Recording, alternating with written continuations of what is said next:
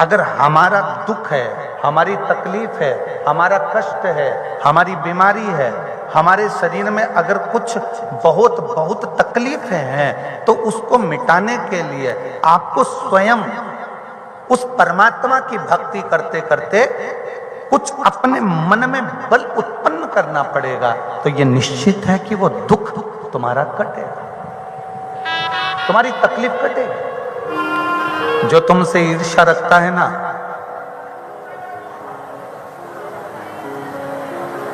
वो जिंदगी में तुम पर कितनी भी बद्दुआ दे दे, तुम्हारा बाल बांका नहीं हो सकता। जो तुमसे नफरत करता है ना, वो तुम्हारे को दिन रात कोसे तो भी तुम्हारा बाल बांका नहीं हो सकता। जो तुमसे लड़ता है, झगड़ता है और झगड़ा करने के बाद तुम्हें बद्दुआ पे बद्दुआ देता है, वो बद्दुआ भी तुम पर कुछ नहीं कर सकता। दुनिया में दो बद्दुआ ऐसी है जो तुम्हें बर्बाद कर देती है। एक आपकी स्वयं की बद्दुआ, बीमार पड़ गए, हॉस्पिटल में अपने आप को कोस रहे, इससे तो मर जाऊं तो अच्छा है, बहुत तकलीफ भोग रही हूं, काहे का जीवन दिया भगवान तूने, मुझे तो परेशान कर दिया भगवान तूने। जितना अपने आप को हम बद्दुआ देते हैं, जितना हम अपने आप को कोसते हैं, उतना उतना हम अपनी जिंदगी नरक जैसी निकालते हैं। मरते तक आपको भोगना पड़ता है। अपनी स्वयं की बद्दुआ अपने को लगती है।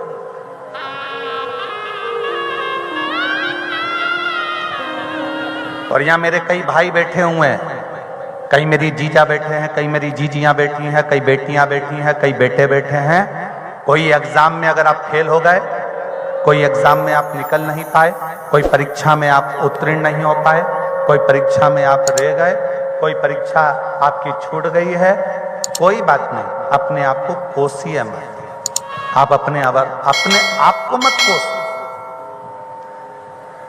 और कई मेरी जीजियां बैठी हैं, कई मेरे जीजा बैठे हैं, बेटियां बेटे बैठे हैं, ये स्मरण में रहे इनको,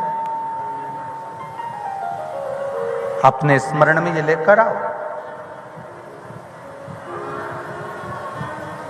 कई पत्नियां अपने आप को कोसती हैं, कहां फंस गई मैं तो शादी करके, मेरी तो जिंदगी नरक हो गई, मैंने तो ऐसा सोचा था, मैंने तो वैसा सोचा था। अपने आप को कोस रही है, अपने आप को बद्दुआ दे रही है। अब वो ये नहीं जानती कि इसका फल क्या होगा, वो ये नहीं पहचानती कि इसका फल क्या हो सकता है, कैसे अपने जीवन को आप नरक जैसा जी सकते हो। वो अपने आप को कैसा कैसा कैसा जीवन वो जिएगी, उसको नहीं मालूम।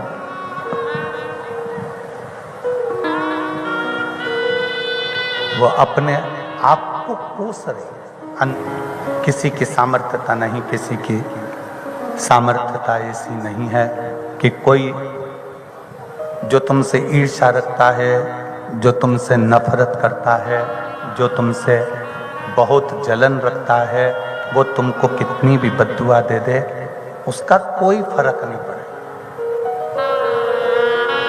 उसका कोई फर्क नहीं पड़े। किसी दूसरे की बद्दुआ आपको लगे ना लगे, पर दो बद्दुआ, एक अपनी खुद की।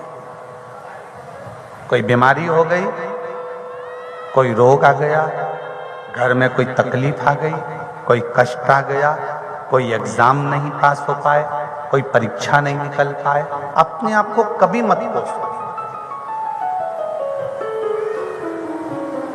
आज सोमवार प्रदोष शिवरात्रि की कथा को दिल में बिठाना कि अब तक तो हमने अनायास में अपने आप को कोस लिया, पर आज से मैं संकल्प लेता हूं कि आज के बाद अपने आप को कभी नहीं कोसूंगी, अपने आप में प्रबलता धारण कर। कई लोग दिन में मेरे तो भाग ही फूटे हैं, मेरे तो यही भाग्य हो गए, मेरे तो ऐसी किस्मत हो गई, मेरी तो वैसी किस्मत हो गई।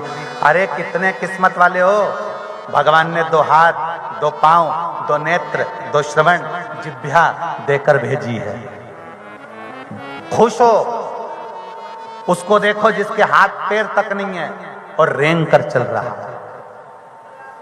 उसको देखो जो मुंह से बोल नहीं सकता, उसको देखो जो देख नहीं सकता, उसको देखो जो सुन नहीं सकता।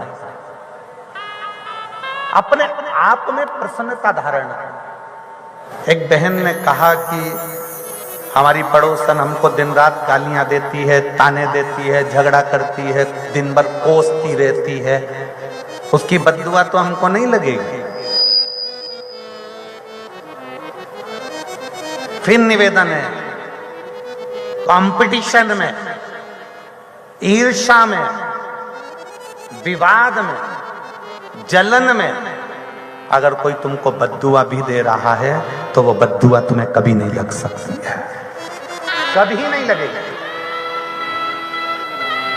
बल्कि जो तुमको बद्दुआ दे रहा है वो उल्टा त्राण भोगता है।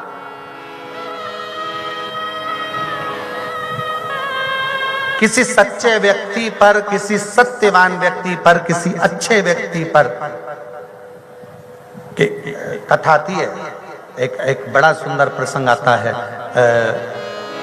राजा, मद्र देश के राजा अश्वपति,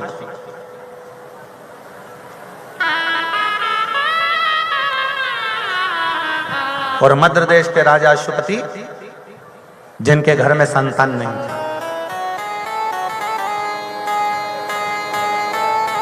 और अश्वपति केवल मां भवानी दुर्गा की आराधना करते थे, केवल देवी की आराधना। अब दुनिया के लोग ये तो जानते नहीं है कि देवी की आराधना करोगे तो भी शिव की आराधना है, और शिव की आराधना करोगे तो भी देवी की आराधना है। शंकर की आराधना करोगे तो भी राम की आराधना है, और राम की आराधना करोगे तो भी शिव की आराधना है। शंकर की आराधना करोगे तो भी कृष्ण की आराधना, और कृष्ण की आराधना करोगे तो भी शंकर की आराधना। दत्त की आराधना करोगे तो भी शिव की आराधना, और शिव की आराधना करोगे तो भी दत्त की आराधना।